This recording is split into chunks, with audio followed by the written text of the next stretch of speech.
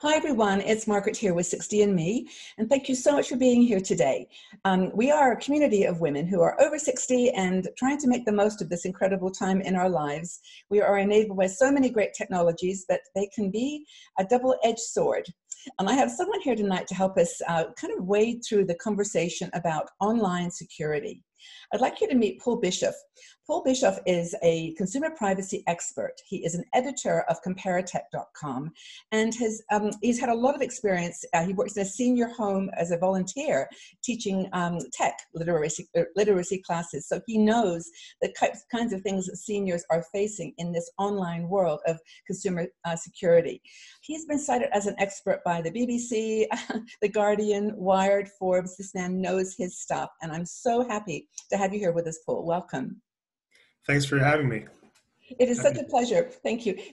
We've had lots of conversations with our community about, being enabled by technology, but also having it be a source of insecurity, vulnerability, and scams. So I'd like you to tell us in a couple of minutes, like what the big scams are that a woman over 60 should be thinking about. And then for our viewers, we're going to actually focus on Facebook, because Facebook is one that I definitely want to make sure we cover. But Paul, just give us a little bit of an overview of the world of scams out there. Sure. So people, women over 60 face most of the same scams that everybody else faces, but some scams disproportionately target people over 60 or women more so than other people. So we have things like advanced fee scams where somebody may come to you with an investment that's kind of dodgy. There are grandparent scams where people pretend to be your grandchild. There are tech support scams where somebody calls you pretending to be from Microsoft and hack into your computer. Identity theft, romance scams, which we'll be discussing, tax scams, where people basically try to dupe you out of your taxes somehow or your tax refund. And then there are, of course, health scams where people will try to dupe you out of medication or some sort of prescription, some sort of medical treatment that you're entitled to, or they promise you some sort of fake medical treatment for COVID-19 or something like that. So those are the big ones in a brief overview. Well, you've really covered in detail the landscape, and it's not a very pretty story. But here's the thing. We get so much from technology, and I think just by knowing that these things exist, knowing how to manage them, how to respond to them, we can come out ahead. So, and I wanted just to tell the people that are watching that, we want to focus for this conversation on Facebook, because I'll give some background in a second. But we really do appreciate your feedback here as to what you think is important. Maybe you've had an experience, maybe you know someone, and we'd like to, if Paul's very kindly agreed to come and talk to us, as the editor of Comparatech, they do these types of surveys and analysis of the market a lot. And so just let us know what's on your mind. So Paul, talk about this idea of romance scams. This seems to be what is hitting a lot of Instagram and Facebook communities. Sure. So romance scams typically take place on social media or dating apps. Basically, someone will approach you online and try to get to know you. They will a lot of times do what's called love bombing. They'll shower you with compliments and love and things like that. But really, it's just to gain your trust. And at some point, once they feel that they've gotten your trust, they will either try to get you to send them money, hand over passwords, or rope you into some sort of illegal activity like being a mule for some sort of, delivering something, distributing packages. Yes, exactly. Yeah. So those are sort of where it leads to. So Facebook is this I think is one thing that people don't realize, that Facebook is an open platform. It is open to the world. Now, a man, another part of the world may not know that 60andMe is for women. So he may just jump on thinking that's an interesting, but on the other hand, I think we might have done something, maybe you can validate this. A few months ago when the pandemic started, I was doing Facebook Lives every single day, every day. And we had maybe 800 people join every day to talk about the virus. It was a scary time. And it seems that at that point, we started to get a lot of men coming on our Facebook site, doing exactly what you talked about. So maybe you can talk about open platforms and what the risks are in that world. Sure. Well, specifically, for 60andMe is definitely an open public facing part of Facebook. So, anyone can join in and, on the internet, anybody can say whatever they want and say, Yeah. they can pretend to be whoever they want to be. So this is a pretty, from what you described to me before, is a pretty textbook romance scam, where someone tries to basically trick women into, uh, engaging with them through, again, compliments and showering with love and things like that. Uh, and, you might say, well, who would fall for that sort of thing? But these scams are so cheap and easy to pull off, and there's not really any consequences for the scammer, that they can be really persistent about it, and they only need a very small fraction of people to fall for it, for it then to have a return on their investment and make money off the scam. So a lot of people, they say love is blind, and that's true. Love is blinding. A lot of us we can ignore the red flags whenever we're sort of in that state of finding fresh love, and we can be drawn in by these things. So that's where it starts. Yeah. And then Well, they're just trying to. Yeah. No, all this is, a lot of times I think there's some stereotypes about older women. I mean, at 60andMe, we have to challenge this all the time, that, that we're not technology savvy, that we are lonely, that we are at home by ourselves waiting for a new man in our lives because we're by ourselves. And that's not true. I mean, women in our 60s are doing things, we're not, probably less likely to fall for it than they may think. But there are those stereotypes that we have to battle. Mm-hmm. Yeah, and women over 60 are particularly targeted. People over 60 are targeted. They have good credit. They usually have lots of savings. So, there's money to steal there. There are sort of those stereotypes about social isolation and, that older people aren't necessarily that tech savvy. And sometimes that's true, sometimes it's not. But they're targeting the people for whom that is true.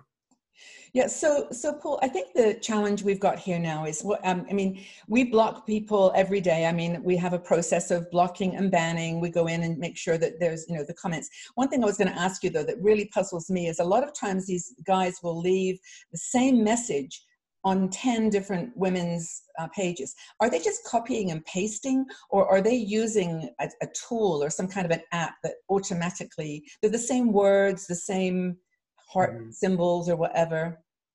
It could be either one. It could be totally automated, and as soon as someone responds to it, then a real person jumps in. But that initial, copy and paste might be automated, and they're just waiting. They're just putting out bait. They're trying to cast a wide net and see who bites. And they're looking for low-hanging fruit. So when people see a comment, a lot of times women will take a stand and they'll say, "Go away, Frank," and even doing, you can correct me, but I would think even doing that is not a good thing to do, that we should just completely ignore those comments and just move on. Do you agree? Yeah, I would say, don't engage with anyone who's trying to scam you. It's unproductive. Just block them and report them. It's important to remember that a lot of times we see this sort of behavior on Facebook and other social media, and we just sort of get angry at the social media and turn it off. But it's important to remember that that social media is a community, and it takes the community reporting those sorts of behavior in order for them to stop. So Facebook and other social media have reporting mechanisms that you can use to report that sort of thing, and it's better than trying to engage them on a personal level. So up until now, I've been doing the blocking, or one of the team has been doing the blocking, literally going in every day and checking it. But when women are looking at their Facebook page, they can also block, can't they? If there's 3 dots next to the comment, can they drop down and block that person at the time they see the comment? Yeah, you can block access to that.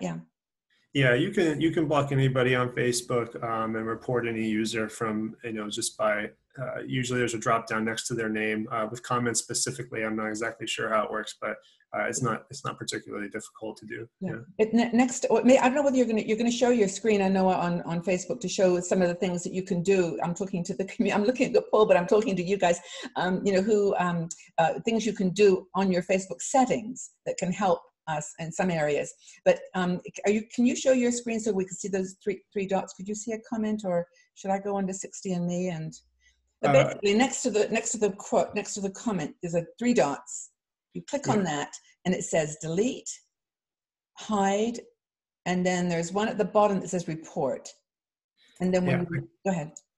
I'm not able to share my screen at the moment. Can you enable me to do that real quick? And Sure. then I will happily. Yeah, you're done. It's okay. Sorry about that. Okay. Because that is helpful. I mean, if people can see someone and then just block them, I know it's nasty. I mean, it just feels kind of creepy. But on the other hand, so we're looking at Paul's screen now, and he's going to show us some Facebook. So yep. So we'll have a. So this is just a regular post, not a comment. So, but you can right click. You can click on the three dots next to this person's name.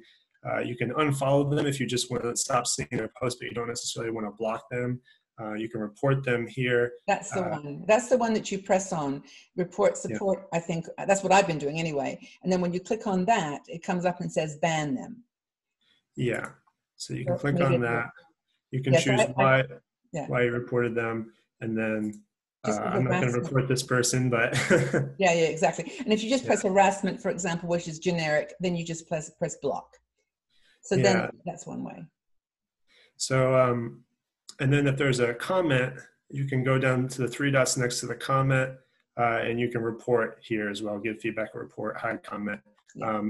And then I'll show you how to block specific users in the settings as well. That's done through the settings. Okay, let's go to settings and have a look at Facebook, because I'm going to let you guide us here, Paul. What do we have to be aware of? What can we do with our settings to protect ourselves?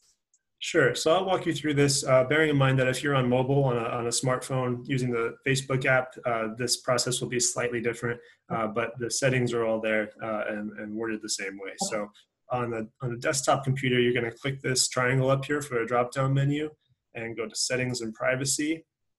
And then we're just going to go to Settings. There's a couple other privacy things here, but we'll just go to Settings. Okay, so we're just going to go down. First of all, for this particular issue, we're going to go to privacy. And there's a ton of things you can edit in here, and you should probably mess around with all of them to, use your best judgment. But you can set who sees your posts to friends, public, or friends accept if you don't want certain friends to see your things. You want this set to friends, usually. You don't want all your posts to be public. You can also do friends accept. That's a really good one. If you don't want your ex-husband, for example, or somebody, friends, if they're still friends with you, rather not them see you. I didn't know you could do friends accept. That's kind of it's good for ex-partners and things like that. Exactly. People who you don't. You can also, your past posts aren't affected by this. So if you want to retroactively hide your previous post, you'll have to click this thing that says limit past posts and just click this box here. Okay. You can say limit past posts, and that sets the same rules for all your old posts as it does for all your new posts. That's interesting. And you can also review any post that you're tagged in. So if a friend tags you in a post, but you're not sure if you necessarily want it on your timeline, you can click that.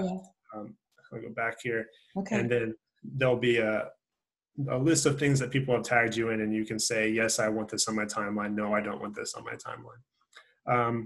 Next, this is also really important, how people find and contact you. So you can set who can send you friend requests. The most strict thing you can set to this is friends of friends, because obviously there's no point in restricting friend requests to people who have already friended you. So friends of friends is the way to go here. Don't let anyone in the world send you friend requests. Okay, I'm just going to stop you for a second, Paul. This, honestly, guys, is the #1 thing that I tell every single woman that tells me she got a friend request from one of these people, because she only got that friend request because this setting piece is marked to everyone. He wouldn't have been able to send you a friend request if friends of friends had been marked. And that, I think, is the creepiest thing, when they actually send you a friend request, because it feels that they're close to you. But that's important. I thank you for showing us that. It's really important to me. There's a few other things here that you should clean up as well. Who can see your friends list? So if someone is trying to get to you through a friend, you may want to set this to just friends. Again, you can set this to specific friends or friends accept, but definitely don't have it set to public. That's a good one, actually, too. These next two are really important as well. Who can look you up using your email address, and who can look you up using your phone number. So if you've provided Facebook with a phone number for two-factor authentication or something like that, but you don't want an ex-partner or something to be able to look you up using your phone number, you should set this to only me. Again, there's a few different settings here. Only me is definitely the safest option.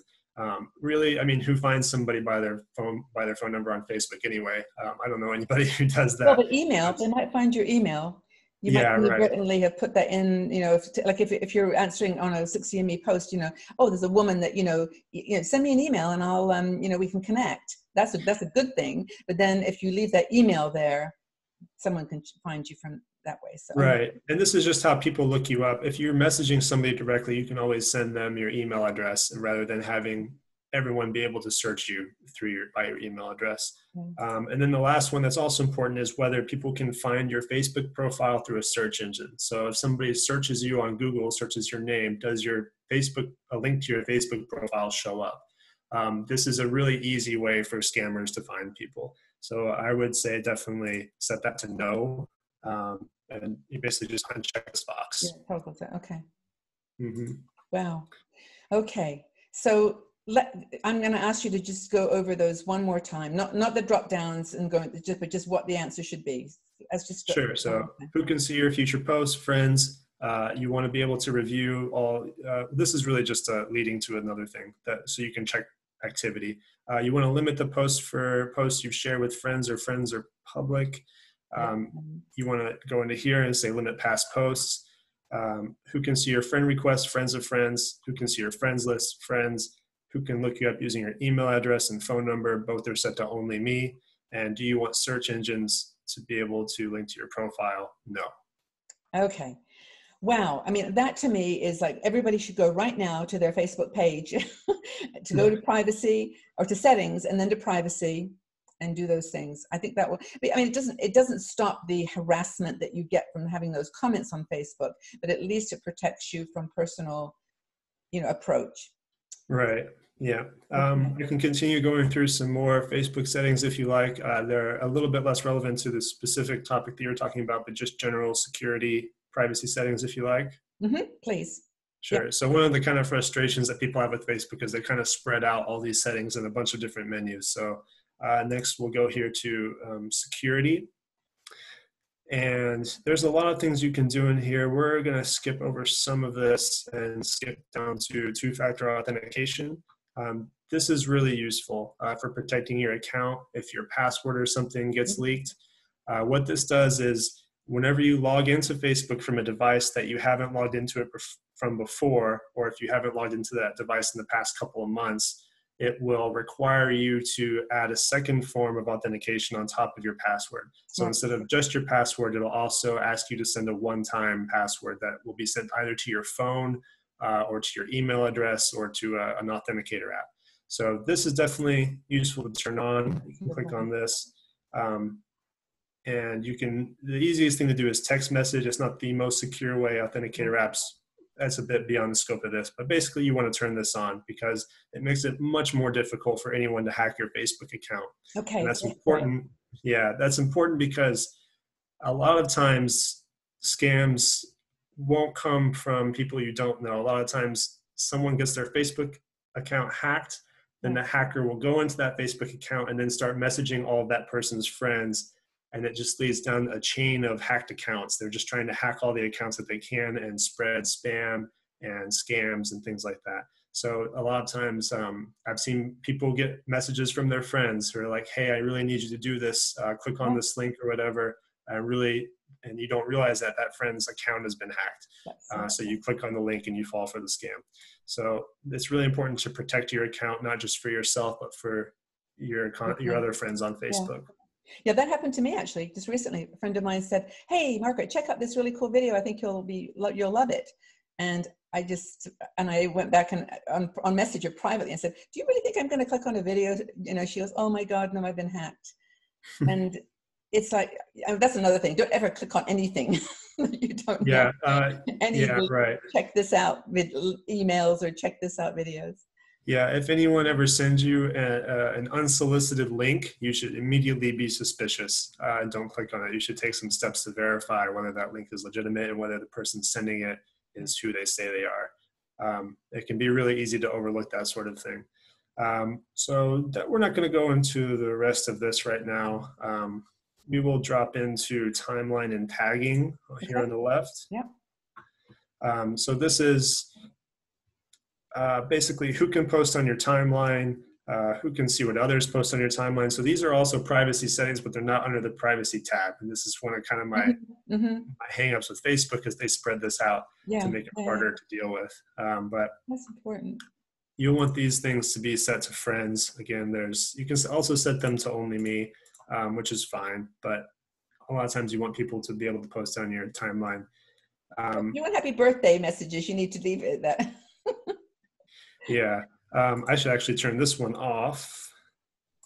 I didn't realize that might be a new one, but allow others to share your post to their stories. So stories is the sort of those temporary 15-second long videos that appear on the top of your Facebook timeline now. They're sort of the more ephemeral type of post that doesn't stay around forever, but people can still screenshot or save them. There are different ways to get to them. Basically, you shouldn't allow other people to post your stuff on their timeline.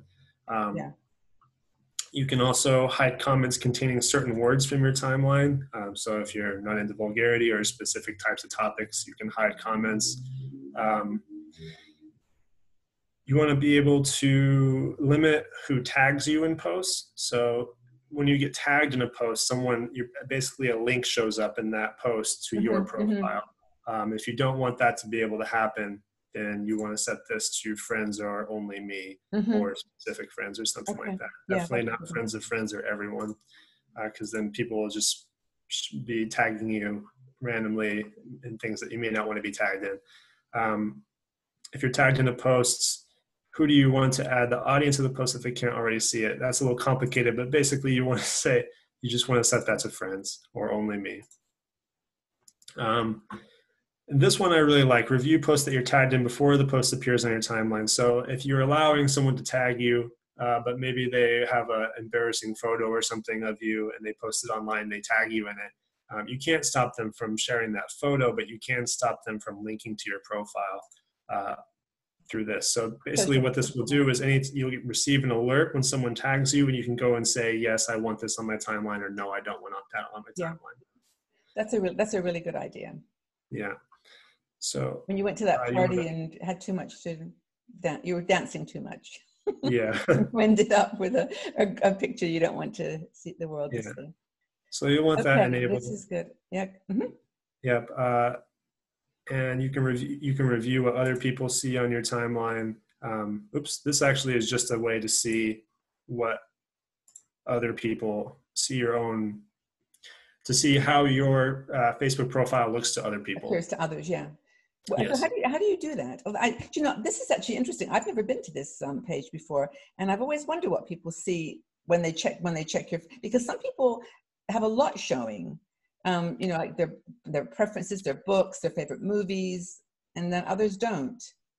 Right. So all of that is going to be basically, you don't really adjust what can be seen as, you can say who sees it, but not what they see. What they see is entirely dependent on what information you give up to Facebook. So I would say in your profile, limit the information in your profile. Don't put your real birthday. You may adjust the spelling of your name even. A lot of people use their first and middle names rather than first and last. You can, don't put your real location. Don't put your high school. You may want to put your employer there if you're, job searching, or if you have a public persona, but otherwise you don't really need to share your employer. All these things like all these things like interests and all these things that Facebook asks you for can be used to target you basically. So I would be very stingy about what sort of personal interests and characteristics you share about yourself on Facebook. Okay. All right. Should we go back to just the double screen for a minute and then have a quick chat about a couple of more things? Because I think that has been so, so useful. I hope people out there are watching this and going, oh my gosh, this is so incredibly helpful, because you just don't know sometimes how to get into this, the subtleties of what's visible on Facebook. But I was just going to say that grandmother or the grandparent scam that you mentioned, they can get all kinds of information if you put too much on your Facebook page. Mhm. Then they can get, like you said, your names of children or whatever, things you shared inadvertently. And that's a big one, isn't it? Where they call up and say, "Oh, I need money, Baba," and I'm Yeah, talking yeah. about I cricket know. in Thailand. I know my grandfather gets these somewhat frequently, where someone will call him claiming to be me, and Really? Wow. yeah, and they'll say, "Hey, I'm stuck in such and such country," and I'll have been in that country because I posted photos of me and on a vacation or something. Wow. And Yeah. they'll call my grandfather and say, "Hey, I'm stuck in this country. I need money to help get me out."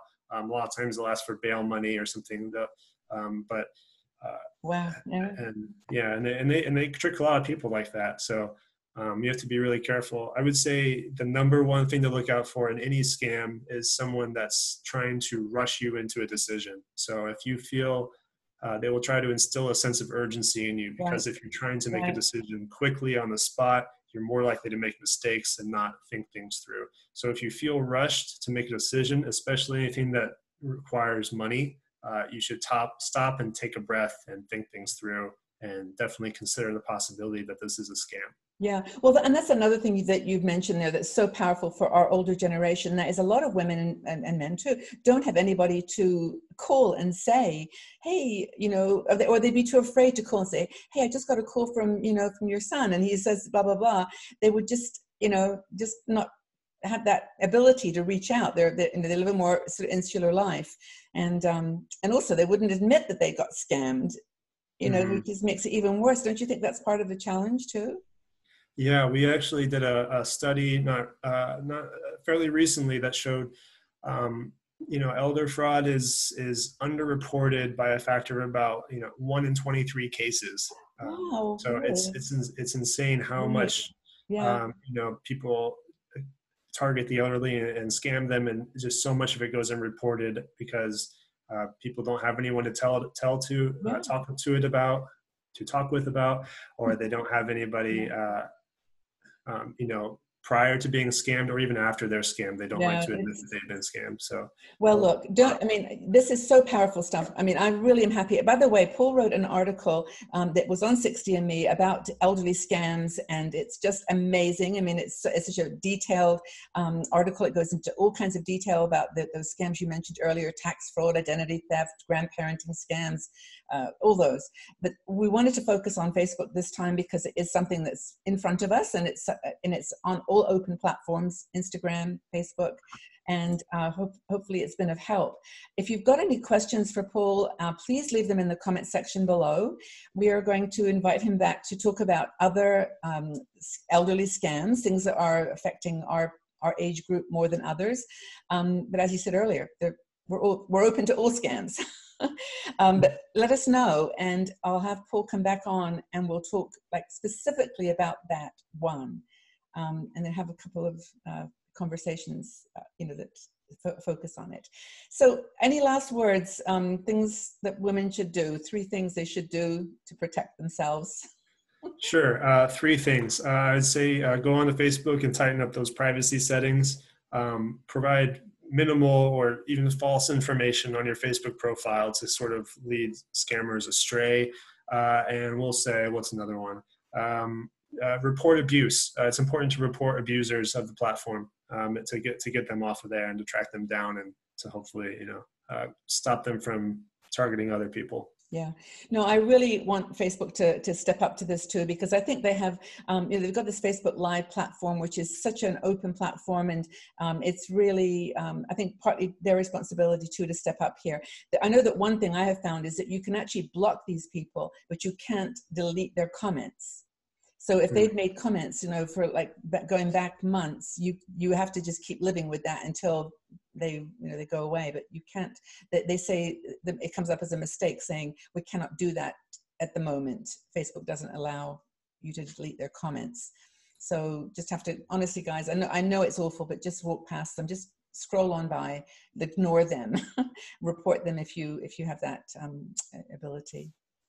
Yeah, and in the Facebook settings on the, we didn't get to it, but the settings page that we looked at earlier, there is a tab on the left side that says blocking, and you can just go in and type in people's names if they're harassing you or something like Oh, that. do you want to show us that? Is that important? Sure, we can. I I can didn't check mean to, that. I had forgotten you'd said that earlier on, that you can block someone specifically. So let's go back and do that if you don't mind. That would be great. Sure, sure. So back, we just, I'll just skip to it the same way we got to it before. So settings here from the drop-down menu, and on the left side here, there's a tab called blocking. Wait a minute, I can't see it. Oh, where was that left-hand tab, that tab? Right here. Oh, blocking. Okay, so it's under privacy. Keep going down. It's another category, blocking. Yeah, privacy. We did security, privacy, timeline, tagging, and now we're under blocking. Got So it. we gave this as a separate menu that I didn't Facebook know you put could in. do this. This is new to me. Yeah. So you can restrict who sees your posts here. You can outright block users. They can't start conversations with you. They can't tag you. They can't post things to your timeline. You can block messages from specific people. You can block if people are sending you those annoying app invites to play annoying little video games or something like that. Yeah. You can block app invites here. Event invitations you can block. You can block entire apps, and you can block pages. So again, there's not really a solution for those commenters, but if you're being targeted, or you want to handle specific users, this is the place to do it. The block users, where it says type a name, do you have to do that one at a time, or could you do multiple people there? I think this is one at a time. One at a time. Okay. All right. I did not know that was there. So that's a big eye opener for me. I've just been blocking them from the Facebook page itself, but this is much quicker. You can just make it, you could make a list of the names and then just go in and to be honest with you, there's not that many, like it's not hundreds, but there's just only a couple that just are persistent and anyway. Paul, it's been so useful to go through this. Thank you again for coming on and sharing. Yeah, thanks so much for having me. Okay, so leave your comments for Paul, leave your questions and things you'd like him to talk about with us, and we will continue this very important conversation. Thank you, Paul. Thank you. Have a good one. Take care. Okay, I think I end meeting for all, and then I think it ends. Okay, so thank great. you so much, Paul. Cheers. Thank you. Yeah, thank you. Have a good one. You too. Bye.